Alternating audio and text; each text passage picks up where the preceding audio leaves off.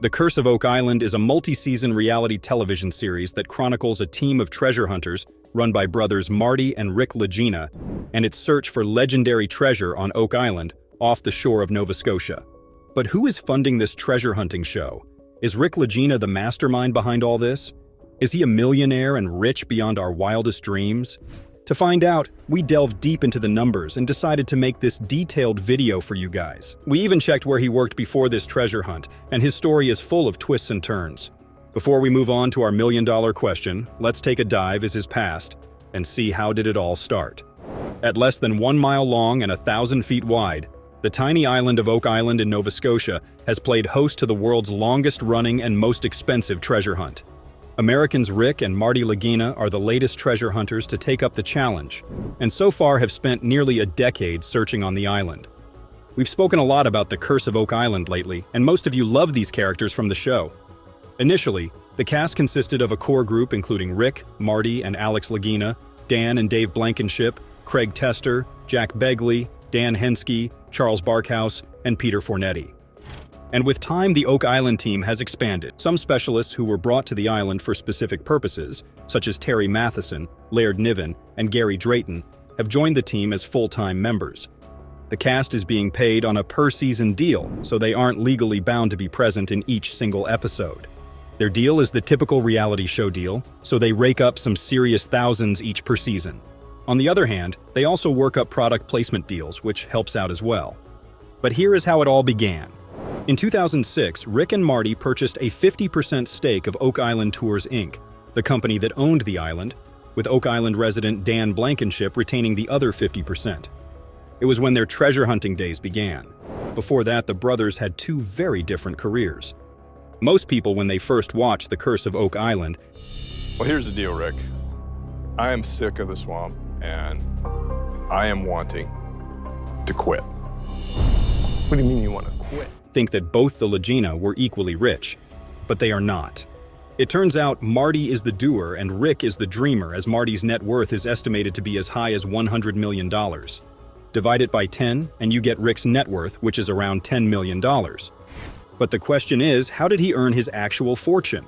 Outside of being a reality TV star, Marty is also a very successful businessman, and that has allowed him to fund the entire Oak Island Tours operation and treasure hunt.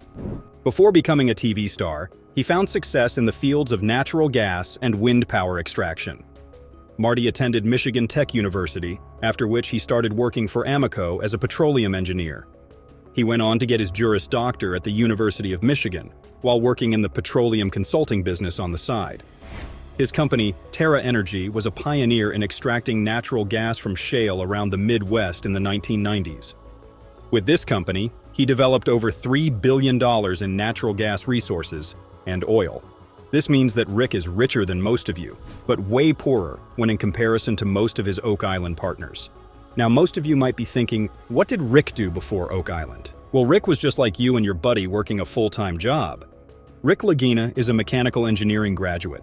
His experience in engineering perhaps helps explain the team's methodical approach to finding riches, which involves making use of a variety of tools and techniques to comb the island's interior.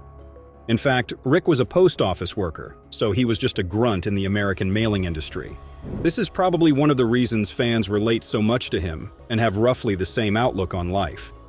He was truly one of us before Marty took him on this adventure. I want to pull this corner back because when we first dug, I thought there were a couple, 3 stones there.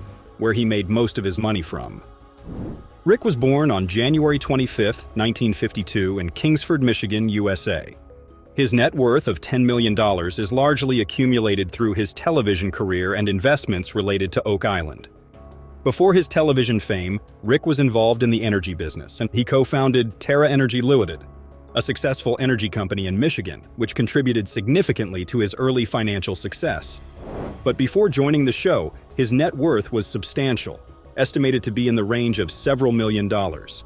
However, his true passion for Oak Island and its mysteries led him to invest a significant portion of his wealth into various expeditions and excavations on the island. Growing up in a humble household, he developed an interest in history and mysteries from an early age. After completing his education, Rick pursued a career in the energy industry, where he found considerable success alongside his brother Marty Lagena. But from here onwards, the story took a sharp turn. Their interest in Oak Island was sparked by a 1965 Reader's Digest article. It detailed the island's intriguing history and the potential treasures hidden beneath its surface.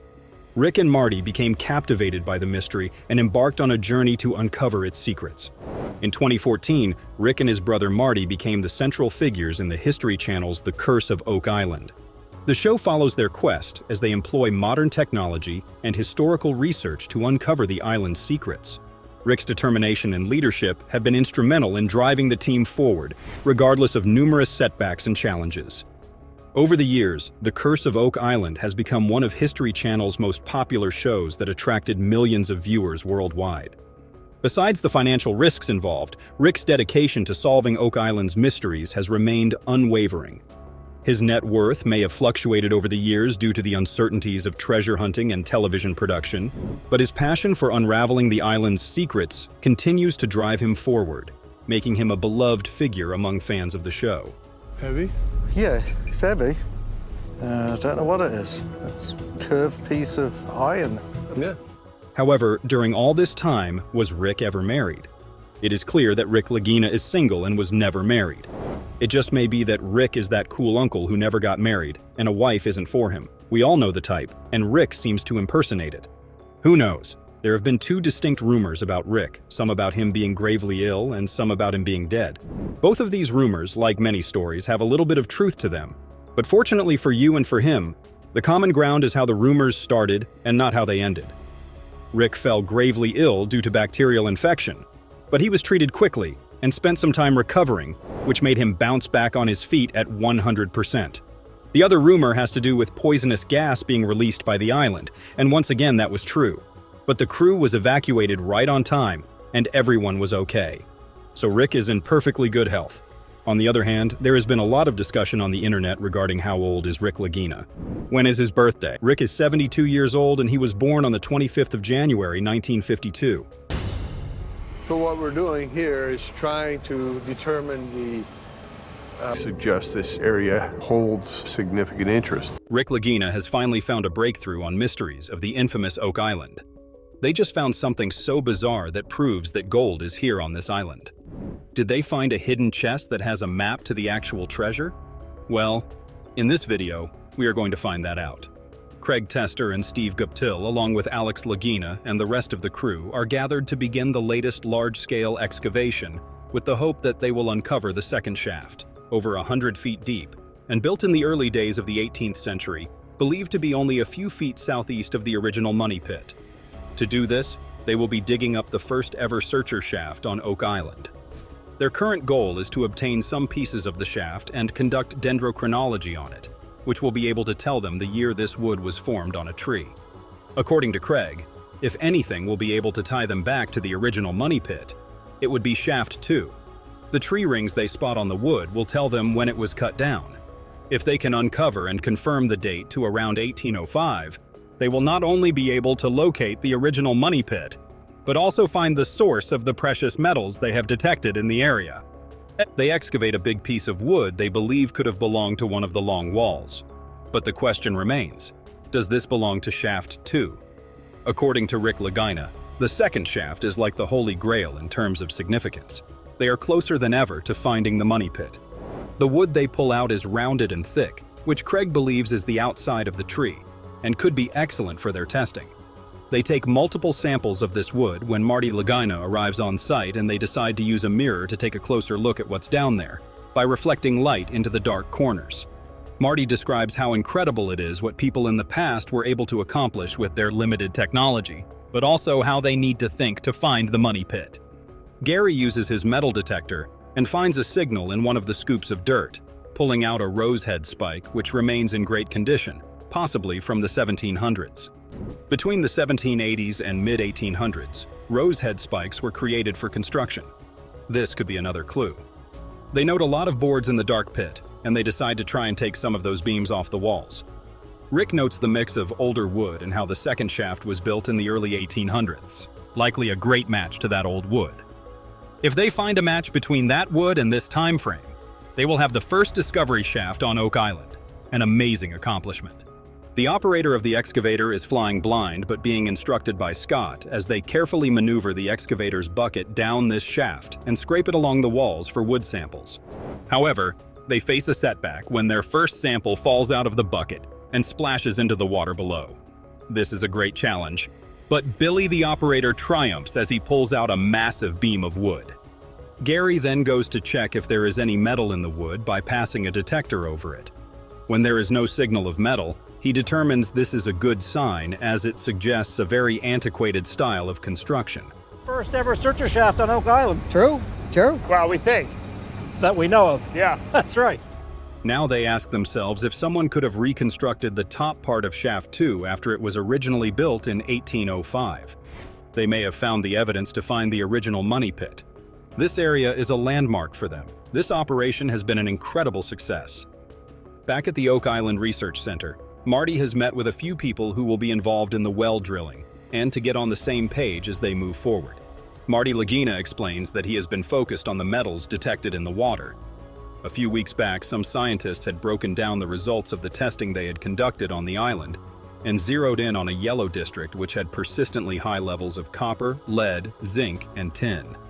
Their testing has them looking at a 2,500 square foot region known as the Pie. Dr. Michelle believes that what they are looking for is in the golden egg section they have. So Marty is determined that this is where they will be drilling all the wells, to better evaluate the area. The next morning, the crew gathers to begin their testing and digging.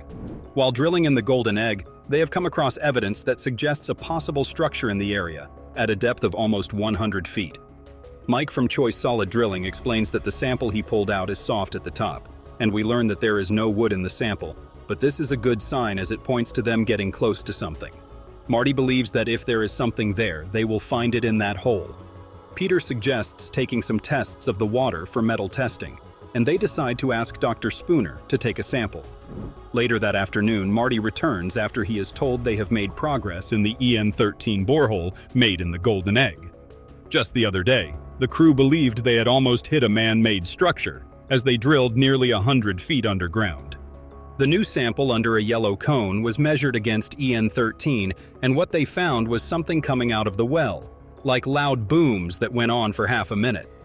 The belief is that they may be drilling near something and air getting into it. The implication being something is open down there or collapsing. Dr. Spooner believes there must be a void. All of these clues point towards something happening in this area. Dr. Spooner holds up a sample of the water which looks yellow in the sunlight. This darker water indicates they are close to a source of wood. This development has piqued the interest of Rick Lagina, especially if it means that an underground collapse is pointing to an open chamber. They believe that water has moved from a tunnel or shaft, and all of this information is vital to know where the traces of metal are coming from. They hope that their next drilling spot will reveal even more information.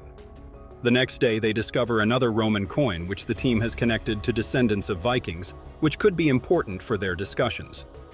The historian on Oak Island explains that the Norse had reached Iceland and Greenland before 1021 AD, and after that just a short ride away in Newfoundland, which is 600 miles northeast of Oak Island. For this reason, they are headed to that Viking settlement that was established more than a millennia ago and has been labeled by the Canadian government as a National Historic Site. Today, it is the only recognized Viking settlement in North America. According to Rick, the descendants of these Vikings are an important detail needed to understand how an old world treasure could have made its way to Oak Island. In the Viking Age. Oh? And fortunately, I have a replica here. He believes that this history is vital for the ability of the person or people who came across the North Atlantic and do this work on Oak Island. Before their trip, they discuss bringing some of their findings like the old arrowhead along with them, as they believe they may have some connection to these Vikings and their descendants. The historian then mentions that the Viking settlement was only discovered in the 1960s, and this makes Marty laugh, as it means that there could be many more not yet discovered. The historian agrees and even believes this could mean the Vikings and Templars making their way further past Newfoundland and into Oak Island is very possible. They even have relics that point to that conclusion. Marty believes that if anything happened on Oak Island as far back as the 1200s, then it almost certainly has to be some kind of activity done by the Vikings and their descendants. Based on what they know currently, It almost has to lead to them, as very few people in that period knew about this island. It is very possible that they could have brought along the Knights Templar or any number of other people to the island with the intention of depositing something. This leads to the Laginas wanting to launch an expedition. After finding another coin on Lot 5, Alex is very excited about the crew going to Lance aux Meadows, or the Viking settlement on Newfoundland, and looking around while Alex remains back at the island. New insight and perspective is always important on their quest to uncover the secrets and treasures of Oak Island. Thank you so much for watching and liking this video.